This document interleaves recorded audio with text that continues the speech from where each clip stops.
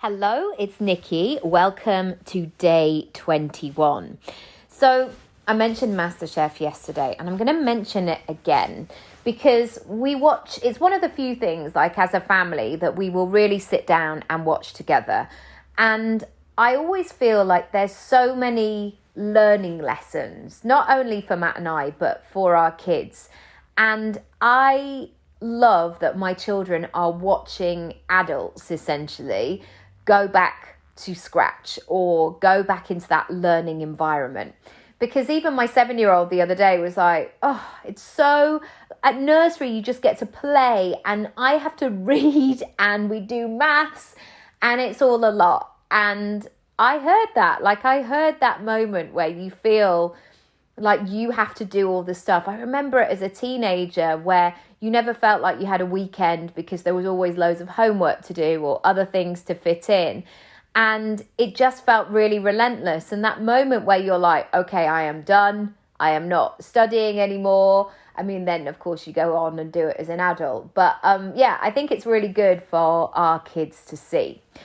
And one of the things that I've been talking on the school run about, because my son and I always have a moment where our school run is about a 15-minute walk and we talk about everything. There's so many different conversations in there and I just love that time, especially if I get one-on-one, because if you've got multiple kids, sometimes you can feel like you're not serving anybody and everybody's trying to talk over each other, and I just love that time with my son. Anyway, I have noticed on MasterChef, and from watching chefs for a number of years, they are always tasting things as they go. They always have that spoon, don't they, where they try the sauce and then they make adjustments. And then sometimes I often think those moments where people will cook something in front of the judges or Michelin star chefs, and they will say to the presenters, I've never cooked this before. And automatically I'm thinking, oh my goodness, wow, that feels big. That feels risky. But there we go. I'm not going to judge you, like you do you. But then there are some times where things are not cooked. Things are served up on the plate and the meat is not cooked, or the sauce hasn't thickened, or there's something frozen, or something's raw, or whatever. And you can see the tasters saying, it's not cooked. Did you not look at it? Like what's gone on here? Did you run out of time? What happened? And I realize that there are so many moments like that and opportunities in our business and life where we just keep doing the next thing. We keep moving on. We keep trying again and just go, right, I'll start again. And we've got that kind of frenzy. We've got that energy of like, no, I will perfect it. Here we go. Let me try again. And I think there's always space for the bit before where we actually stop and we look and go, why didn't that cook? Why was that raw? Did I get the timings really wrong on that? And to keep going with this analogy, like, did I not heat the oven high enough? Did it need to be on the top shelf or the bottom shelf?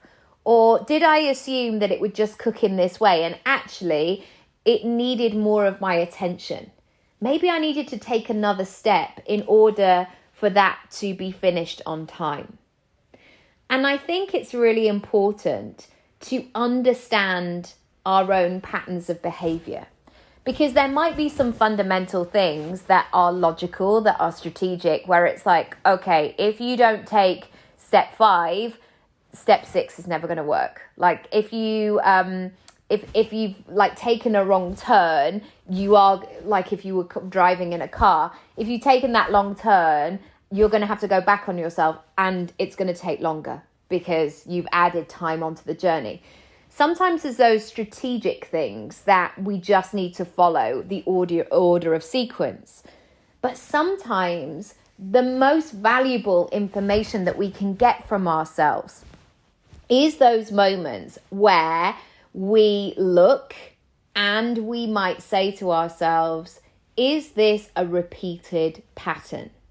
Is this another example of how I've loaded too many things on my plate? Or is this another repeated pattern of how I just kept going and I didn't listen to my body? Now, I know all of us have different external factors around this, and I don't want to assume that we are all following the same path with the same life circumstances and variables. We're just not. But we know when we go through something, we probably know ourselves really well. And sometimes there's this sense, especially when you get to 41 or whatever age you are, we just assume that these things are part of us. We just assume that this is our behavior now and this is our identity. And I want to remind you that if when you do those reflections, there is an opportunity for change, but you might just need some extra support. You might need another hand. You might need to slow down in order to speed up. You may need to do all of those things. And so if you are looking for that support, if you do want to make big change that feels really good, and I think sometimes where it's like, oh, a change is coming, like, wah, wah, wah. Sometimes change is fantastic. It's the most energizing, revitalizing, invigorating feeling. Like, I'm going to do this and it feels fantastic. Ask yourself what help you need. What have those reflections given you? And then make a decision. That could be to work with a coach. If you want to work with me, do come over, nickyraby.com/work with me. Or you might need something else. You might need a member of your team. You might need somebody to step in a different way. But what we can't do is we can't assume that just going again without reflection, without questioning, without looking at the situation will get us where we want to get to. We have to unpick the process. And sometimes we don't want to do that because it's painful and it can be put us in a vulnerable situation. But I tell you what, if you can hold your hand through that with kindness, with grace, with a loving arm around your shoulders of like, it's all right, kid. It's all right. Look, we all make mistakes. If we can apply that, already as I'm like exhaling there, I feel things soften. And when things soften, they just feel like they can bend a little bit more. So I would love to know what you got from today's episode. Do follow along. Do subscribe. Do leave a review if you haven't already. And I'll see you in the next episode.